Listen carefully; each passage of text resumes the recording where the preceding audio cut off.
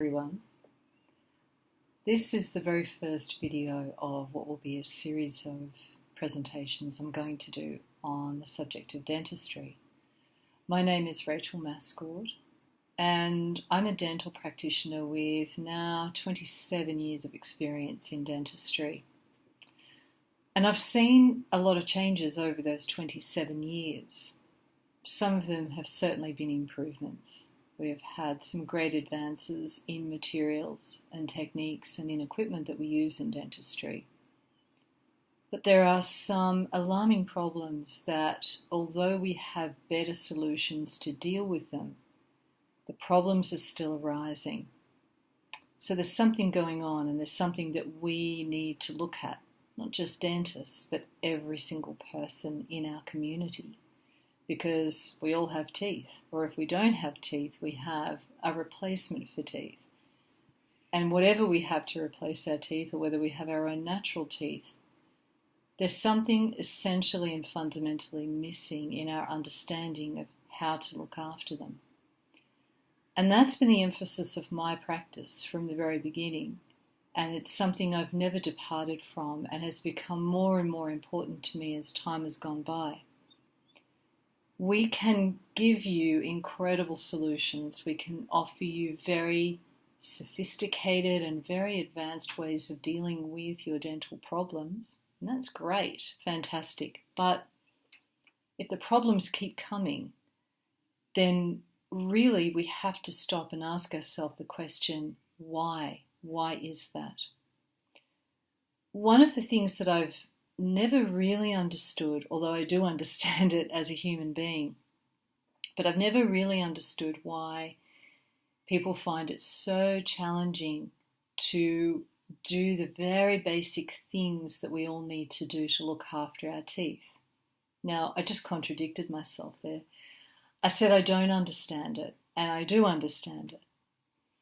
The thing is, I'm a human being too, and I am, like all human beings, far from perfect. And so I too have struggled at times to do the things I need to do with my oral hygiene.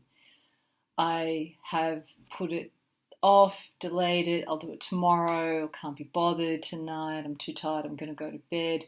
Every excuse under the sun that I've ever heard in my dental chair, I've used it. So no one can get it past me. But the reason I also don't understand it is that taking care of our teeth is really fundamental and actually very, very simple. It's not hard to do. Sure, it's good to have some direction and guidance, and that's where seeing your dental professional is incredibly important. That's our job. Our role is to give you guidance and to support you in taking care of yourself. But where something is going wrong and where I see a disconnect all the time is that people find it hard to actually do it. They make all sorts of promises. They might keep it going for about a month after they come to see the dentist and get in trouble again, on their 6-monthly checkup. But what we have to do is look at this intelligently and firstly not assume that people are dumb, because people are not dumb. But there's something going on here that really bears considering and thinking about. And that's why I wanted to make these videos. I'm not here to provide answers, but what I am here to do is to ask questions. And to ask the questions like, what on earth is going on that flossing our teeth, cleaning in between our teeth with brushes, whatever your fancy is, whatever your particular flavour or preference happens to be, why is it so difficult to actually do? What's going on there? Like I said, it's not an intelligence problem. Most people are incredibly intelligent and wise when it comes to doing the other things they need to do for their work, for their career. It's not a lack of intelligence problem. But it's interesting when you put oral hygiene in the context of other health issues. What I mean by that is that we know that we need to eat a good diet. We know that we need to eat healthy. We know if we eat too much, we end up gaining weight, or we can end up with heart problems, we can end up with other health issues, we can end up with diabetes, and we can increase the rate of progression of other chronic diseases. We know that. And that's the interesting thing. We know it, yet so many of us struggle to adhere to a good eating program. And we might go on a diet. I hate that word. But we might go on an eating program for a while where we decide to, we're going to eat healthy, we're going to cut down on sugars, we're going to cut down on carbs, again, whatever your flavor is. I know at the moment there are a million diets out there. But when we hit the 1 month mark, things start to get really tricky. It gets challenging. People start to struggle with what's going on. And again, we can call it a lack of intelligence or a lack of willpower, but I think that's actually missing the point. Alcohol's another good one. I always love Dry July, not because I drink, because I haven't for years. But what I find interesting is when people get to about week 2 of Dry July, they basically their will to live is evaporating. And it takes time to get through that, to get out the other side. But again, we know that alcohol consumption not only causes health problems and devastating health problems, it also causes societal problems. It contributes to violence, and we know that it contributes tremendously to domestic abuse situations, whether they are expressed in physical violence or whether it's verbal and emotional and psychological abuse. So we know that if we put cause and effect together, we know that all of these things are either bad for us and we need to cut down and stop them, or we know that they're good for us and we need to pick them up. So what's the struggle? Why is it so difficult to stick to a good diet? Why is it so difficult to floss your teeth every night for more than a few weeks after a visit to the dentist? Why is it difficult to stick to an exercise routine? Speaking from experience. Why is it difficult to cut out alcohol? These are really interesting questions to consider, because they're not just something to mull around in our head and be a bit amused by. The fact is, each of these questions has a profound impact on the state of health of our body and the state of our being.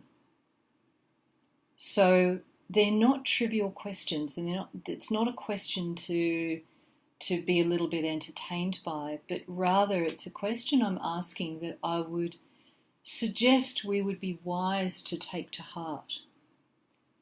Because ill human health impacts us on multiple levels. It's not just a cost to the economy, although it is that, and a very devastating cost to the overall economy. I could look up figures, but I don't want to. I think it's something like 10% of the gross domestic product of our nation is spent on healthcare. I'm happy to be corrected if I've got that wrong. But there's something here that's not quite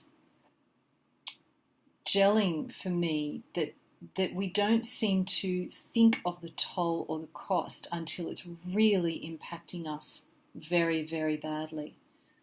It tends to take the heart attack to sober people up and go, oh my goodness, I've got to change my lifestyle. What I'm doing isn't working. Or a bout of cancer, or, in the case of my profession with dental disease, a badly infected tooth, or, the presence of severe gum disease that means that you have to go to a gum specialist and spend a lot of money on a course of treatment. So why do we wait for the impact to come and hit us? And actually, let's be honest and say that for some people, they have the impact, they get the whack, they get the dreadful event, and they still carry on. There's something we need to consider here, because it really is reflecting to us that there is some break or a disconnect between what we know in our brain and what we connect to and recognize in our body. And what I've seen in myself, and I certainly see it every day in my clinic, is that the impacts to our body matter less to us than what we want in our mind. So, for example, what I mean by that, we want to watch our TV in the evening and we sit up until we're so exhausted that it's literally all we can do to climb into bed with our pajamas on. Most people give their teeth a brush, and I've got to be honest and say it's probably, if you're that tired, probably not a very good brush. But there's something about us that wants that TV, or it wants that late night snack, or it wants that chocolate. And it's willing to pay a price to the body. It really doesn't care until the message comes home and something goes really, really, really wrong. Even then, we don't seem to get the message. So the point of this video, as I said, is to ask the question and open up the consideration. But anyone who is interested, having watched this video, I would suggest that you take this not just to your mind to think about, but start to listen more attentively to your body. Start to pay a little bit more attention to how you feel after you eat that extra bit of food, or after you have that really late night where you're so tired. Dental flossing is the last thing that's going to happen. In fact, you're more likely to go on a Mars mission and a rocket ship than you are to floss your teeth. If you start to consider things from your body, it puts a completely different complexion on it. It's very, very different to being nagged or cajoled or threatened. Often what we do in the dental profession is we try and threaten you into flossing your teeth and taking care of yourself. You know the threat. If you don't do this, you're going to have this happen and that happen. I've been doing it, something like that, for 27 years. It's never worked. I have never threatened anybody into good habits. It hasn't happened. I would like it to happen, but I've never seen it. Generally, the people who are good flossers, they're good anyway. I can't take credit for that. I can just pat them on the back and say, keep doing what you're doing. But the threat technique has never converted someone to caring for their body. That's what it takes. That's what we're actually asking you to do, is not do something because the dentist has told you to do it, but to do it because your body calls for a level of care, and it's like a finely honed machine. It actually needs to be looked after. So if threats don't work, that's all I can suggest, and the only consideration I can ask you is to take this to your own life and start to consider it from the perspective of your body. How does it feel when you do take the time to floss? What's the impact on you? Do you feel healthier for it? Do you feel better for it? Or do you not? The only way to find out, though, is to do it, not to think about it. And as for those other habits like food and alcohol, all I can suggest is the same point, that it's worth trying and doing it not to be good, not to be well behaved, and certainly not just because the doctor told you to do it or some health professional tried to scare you into doing it, but rather to look at this as a gift to your body and listening to how the body receives it and whether it takes the value. And that, to me, is the only way we can start to change this relationship we have with our dental health and indeed the entire well-being of our body. If we don't do it, there are going to be costs at an economic level, because the conditions that we're walking into when we neglect ourselves do cost the economy. They also cost us financially, personally. Dental treatment, we know it's expensive. It's not cheap. It can't be cheap. If it's cheap, Something's going on there. And it's something that, we have to assign a value to because our teeth are a part of our body. But there is another price that we pay, and that is in the quality of our state of being. And I'm going to leave you with that today. I'm not going to talk about that more. That will be the subject for our next video. But we can't just measure everything in dollars. We need to measure and create a value for the state of our well-being and the state of our being. And that is both physical and at a more subtle level that is more related to who we are and how we are in the world. So it's been really lovely just to open these questions up with you, and I welcome questions in the comments below. I also don't welcome abusive content, and it will be deleted. But for those of you who are interested and enjoy this video, please stay for more because there's much more on its way. Thanks very much.